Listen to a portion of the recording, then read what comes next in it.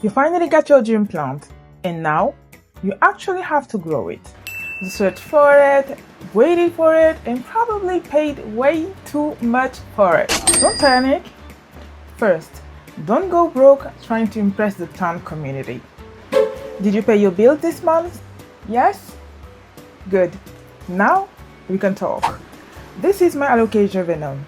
I know you've seen the price tag on this one, but guess what? I paid way less than you think. 25 euros. Yes, you heard that right. 25 euros. I got it from a private seller. And oh boy, was I in for a surprise. The seller had picked all the combs before sending it to me and didn't say a word. What? And I was like, okay. But hey, for 25 euros, I was not going to ask too many questions. Or so I thought. So, how did I get this stunning leaf in my dry earth room? Let's get into it. First thing, humidity. And I'm not gonna lie to you, my room is dry, like 30% low dry.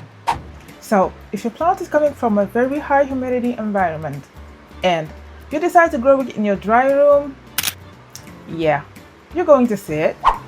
The key for me is not trying to create a perfect environment overnight. I just try to keep things stable and let the plant adjust. Then we have medium. Soil, moss, pond. I don't believe in one-fits-all plants medium. What matters is understanding what you're working with.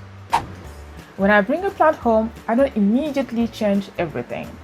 I mean, if you change the humidity, the medium, the light, the water, all at once, and your plant starts throwing a tantrum, good luck figuring out why. And then we have light. This one is very important. Please listen carefully.